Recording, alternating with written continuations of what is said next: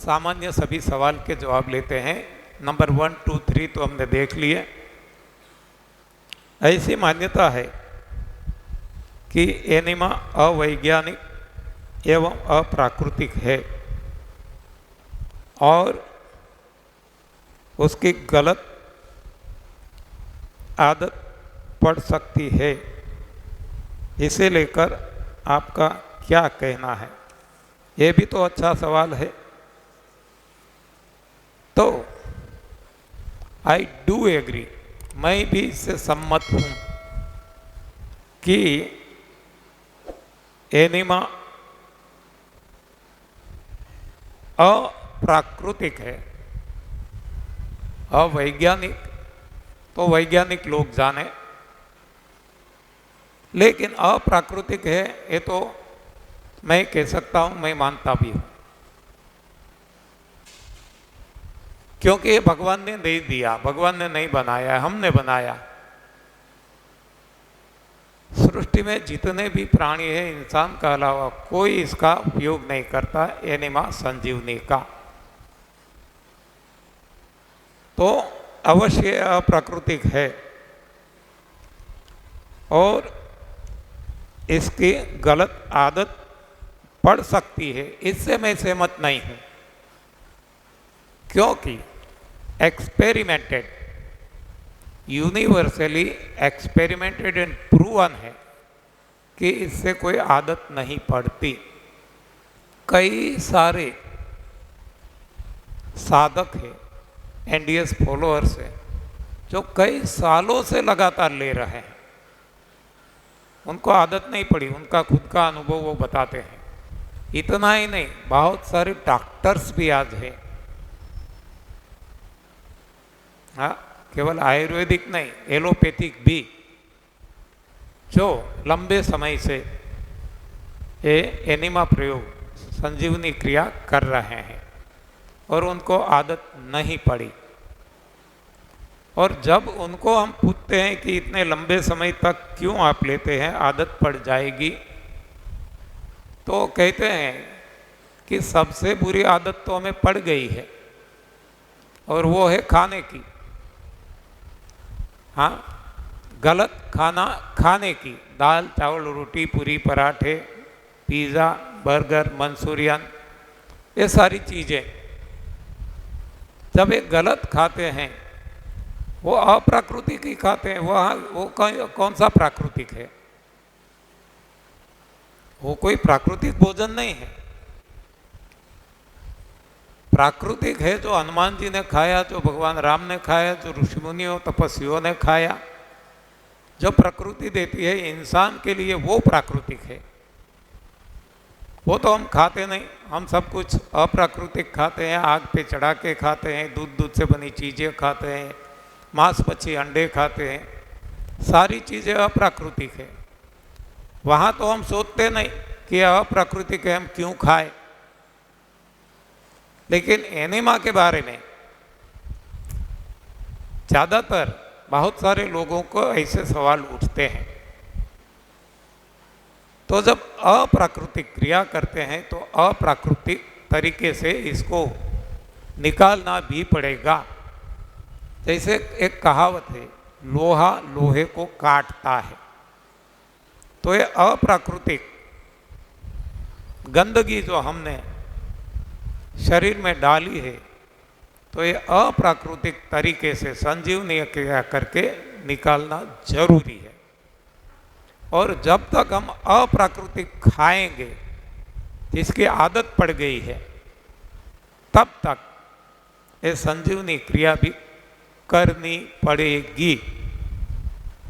जब हम प्राकृतिक आहार खाने लगेंगे तो बाद में संजीवनी क्रिया की कोई ज़रूरत नहीं पड़ेगी।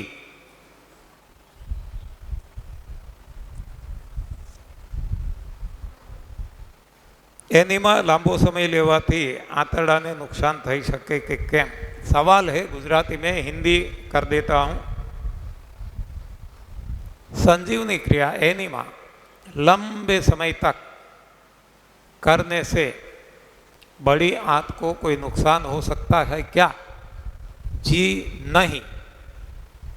मैंने अभी बताया बहुत सारे लोग कई सालों से ले रहे हैं, किसी को कोई ऐसा नुकसान नहीं हुआ है।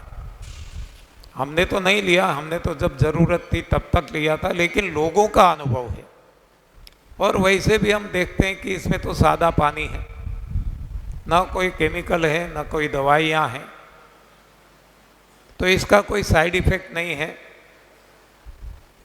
ये सादा पानी है। जैसे हम ये फ्लोरिंग की सफाई सादे पानी से करते हैं, तो इससे कोई नुकसान होने की संभावना नहीं है। यदि एसिड डालते हैं डेली तो हो सकता है कि इसे नुकसान करे। या तो सादा पानी है, सफाई है, तो इससे कोई नुकसान नहीं है, ऐसा लोगों का खुद का अनुभव है। આંતરડીની સફાઈ થઈ ગઈ કે નહીં તે કેવી રીતે ખબર પડે, वो तो अपने आप मालूम हो जाएगा।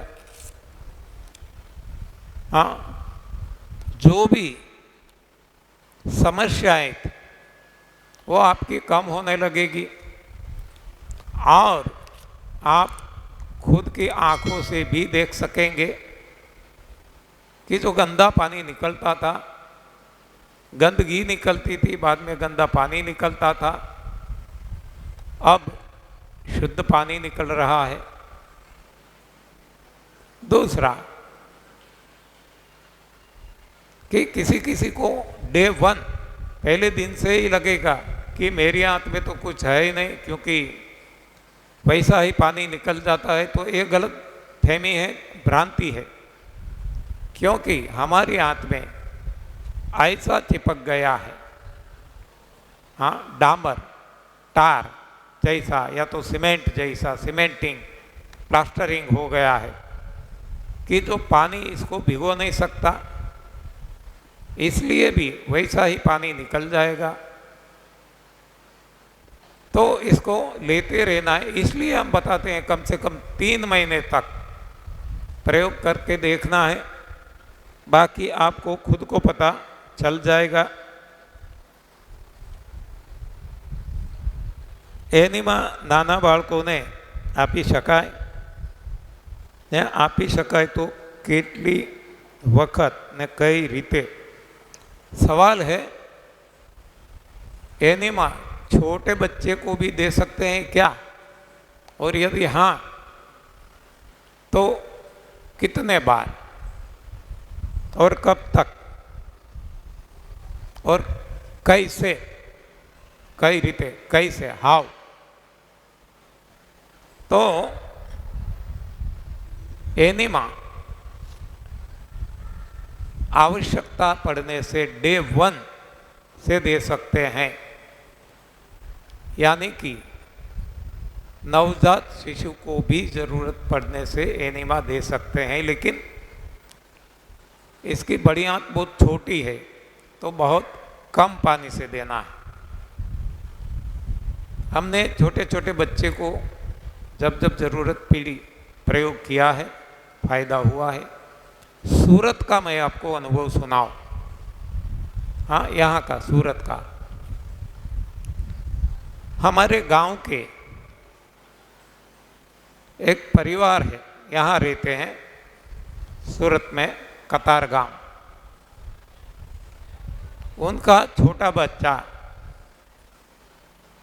एग्जैक्ट मुझे पता नहीं, मान लो 3 महीने का था।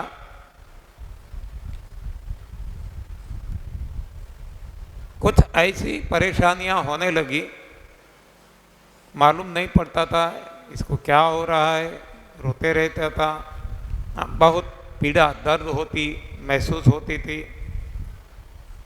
डॉक्टरों को बताया तो एक्सरे निकालकर जो भी उनको कॉलन ये कहते हैं, जो भी वो करते हैं,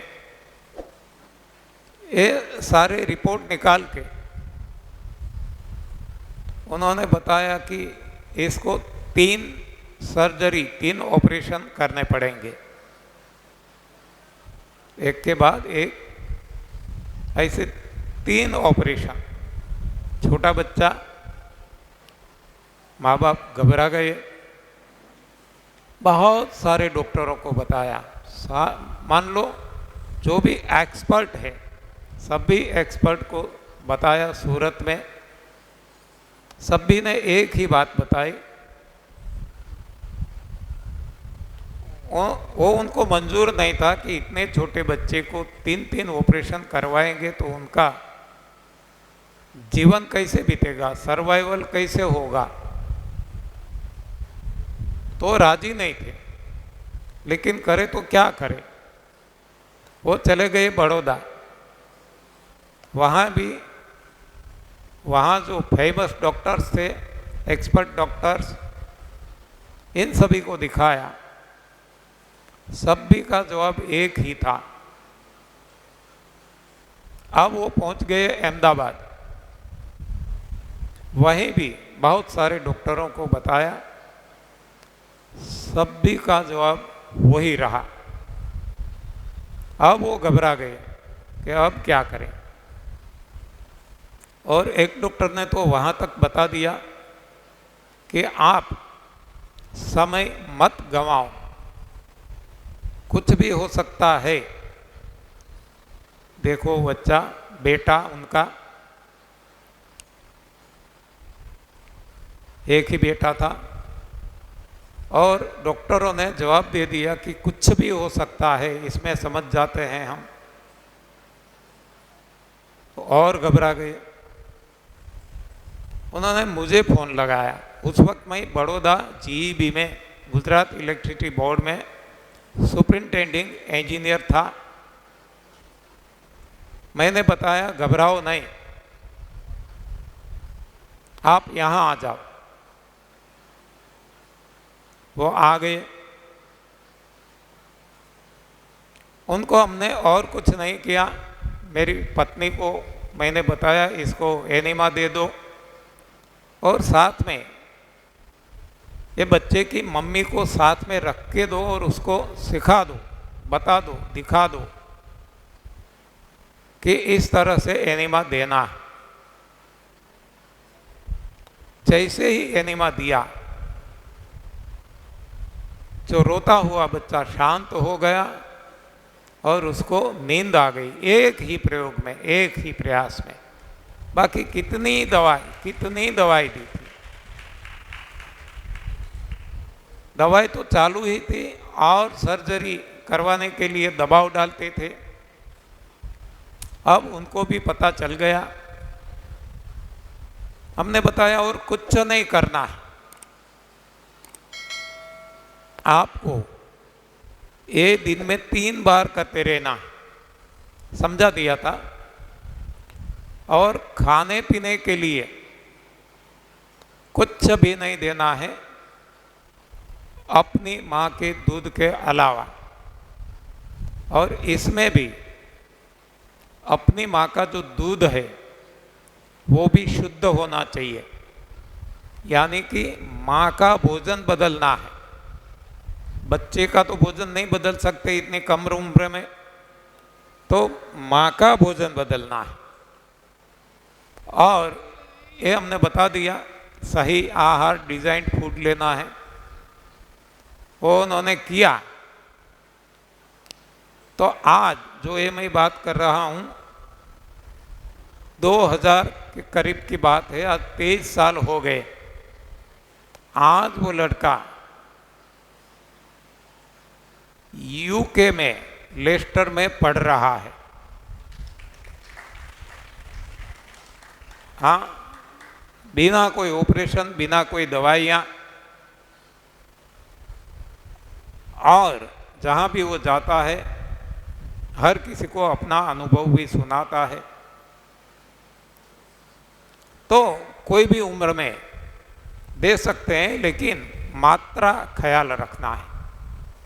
जितनी बढ़िया की साइज है, हमारे लिए जो पुख्त है, 22-25 साल के हो गए, उनके लिए 1 लीटर 2 लीटर बराबर है।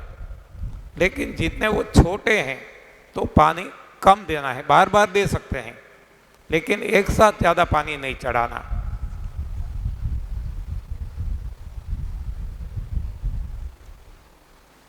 આપણે એનીમાં દરરોજ લઈ શકાય કે અમુક સમય પછી છોડી દેવું જોઈએ, તો ક્યારે છોડવું તે કઈ રીતે खबर पड़े? देखो एनिमा जो अभी हमने डिस्कस किया अप्राकृतिक है, तो इसको परमानेंटली नहीं करना है। जब तक आवश्यकता है तब तक ही इसका प्रयोग करना है, और आवश्यकता कब तक है वो हमें खुद को पता चल जाएगा, हमारे सारे रोग हट जाए। दस्त हमें शुद्ध आना लगे, शुद्ध कैसे कहेंगे? मान लो पपीता खाया तो मल में ऐसा लगे कि पपीता ही निकल रहा है, जो खाया वो ही। हाँ, इसमें गंध भी ऐसी आएगी, कोई दुर्गंध नहीं आएगी, बदबू नहीं आएगी, रंग भी ऐसा रहेगा। हाँ, केवल इसमें से जो रस है, सत्व है, वो शरीर चूस लेता है। बाकी फिजिकल जो दिखता है वो पपीता ही दिखेगा। तब हमें पता चल जाएगा कि अब एनिमा की ज़रूरत नहीं है। तब धीरे धीरे धीरे इसको छोड़ देना है। धीरे धीरे यानी पानी थोड़ा थोड़ा कम करते जाए, अल्टरनेट डे ले, 2 दिन छोड़ के ले, इस तरह से छोड़ देना है। और बाद में कभी कभार हमसे गलती भी हो गई, या तो एनडीएस फॉलो करते हैं, रात को खाना खा भी लेते हैं, गलत आहार पकाया हुआ है सब कुछ, शादी ब्याह में जाते हैं, तो उस वक्त हमें पता चल जाएगा, सर भारी लगेगा, पेट भारी लगेगा, तो ले लेना। हाँ, वो हम खुद के डॉक्टर और खुद के गाइड बन जाएंगे। જેવી રીતે એનીમાંથી મોટું આંતરડું સાફ થઈ શકે છે, એવી રીતે સ્ત્રીઓનું ગર્ભાશય પણ સાફ થઈ શકે ખરા? देखो ऐसा प्रयोग तो हमने नहीं किया है। सवाल है, जिस तरह से एनिमा करने से बड़ी आंत की सफाई होती है, उसी तरह स्त्रियों का जो गर्भाशय है ये भी साफ हो सकता है क्या? ये सवाल है। तो ऐसा प्रयोग तो आज तक हमने नहीं किया, लेकिन मैं मानता हूँ कि हो सकता है। हाँ, करेंगे तब पता चलेगा। इससे कोई नुकसान नहीं है, सादा पानी है, हो सकता है।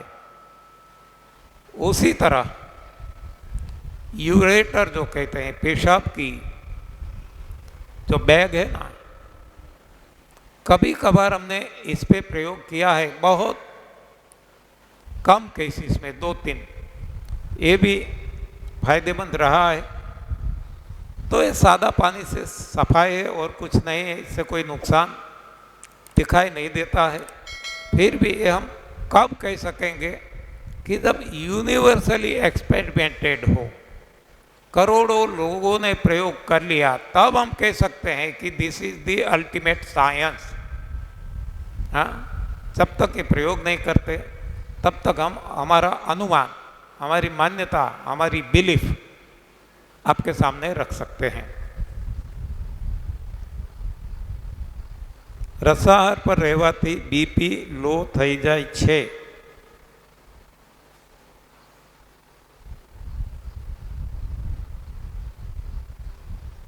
हाँ, हार्टना धबकारा वधी जाए छे।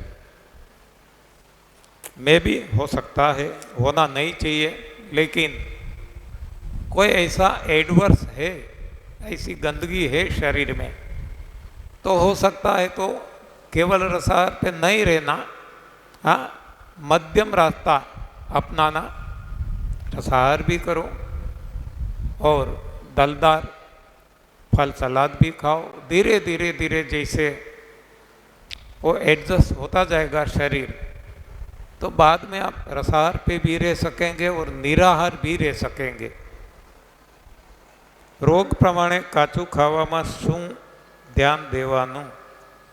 काचू लेवानी जे वस्तुओं छे तेमां रोज चेंज करवाना, ऐसा कुछ नहीं है। रोग से कोई लेना देना नहीं है खाने को। हमने बताया गलत खाना खाएंगे गंदगी बनेगी, गंदगी बनती है तो रोग होंगे। मान लो गलत खाना खा लिया और इसको कैसे भी निकाल दिया, हाँ खाना खा लिया, शादी ब्याह में गए, बहुत स्वादिष्ट लगा, हमें पसंद है ऐसा लगा, खाना खा लिया, डट कर खा लिया, तो अब इसको क्या करें, बाद में उल्टी करके निकाल दो, संतोष तो हो गया खाने का।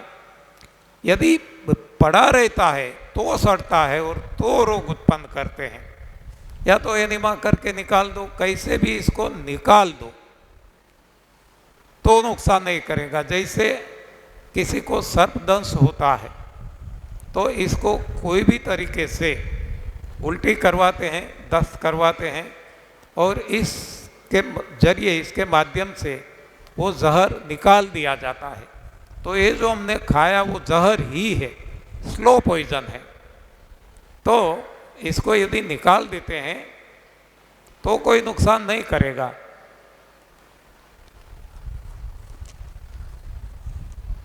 तो रोग के हिसाब से कोई नहीं, रोग तब होगा जब वो पड़ा रहेगा और सड़ेगा, अदरवाइज रोग होने के चांसेस नहीं है। और भोजन के जो 3 प्रकार हमने अभी देखे, वही भोजन को और तरीके से भी हम देख सकते हैं, रोग के हिसाब से नहीं, लेकिन जो हम कहते हैं बैलेंस्ड डाइट, समतोल आहार। समतोल आहार हमारे विज्ञान ने हमें दिया है। इसमें बताया है अनाज दालें, मांस मच्छी अंडे, दूध से बनी चीज़ें, और सभी को आग पे चढ़ाकर खाने का कहा गया है। वो हम करते आए और आज ये स्थिति है सारी दुनिया की। अब हमने देख लिया ये गलत आहार था, इसका एक परिणाम सारी दुनिया भुगत रही है। अब हमें पता चल गया कि सही आहार प्लांट बेस्ड फूड है, जैसा प्रकृति ने दिया वैसा वही भूमि में खाना है, तरोताज़ा खाना है। तो ऐसा जब हम खाते हैं तो इसमें भी अब बैलेंस डाइट कैसे समझें। देखो ये कहीं भी नहीं दिया गया, ये मेरा अपना ऑब्जर्वेशन है और अपना निजी ख्याल है, मंतव्य है, ओपिनियन है। तो मैं मानता हूँ कि जो भी भोजन भगवान ने इंसान के लिए दिया वो पेड़ पौधे हैं। पेड़ पौधे में पत्तियां हैं, फूल है, फल है, मूल है, कंद है। तो इसका प्रमाण, हाँ इसका प्रमाण यानी वो क्वांटिटेटिवली, यानी कि मात्रा, कितनी मात्रा में ये लिया जाए, कम मात्रा में क्या, ज़्यादा मात्रा में क्या, ये बैलेंस डाइट के हिसाब से मैं ऐसा मानता हूँ कि जो कंद है वो कम से कम रस वाला है। रस है लेकिन कम है, तो एक कंद की मात्रा कम से कम ली जाए। और बाद में मूल है, इसमें रस की मात्रा और ज़्यादा है, तो कंद से ज़्यादा मूल लिया जाए।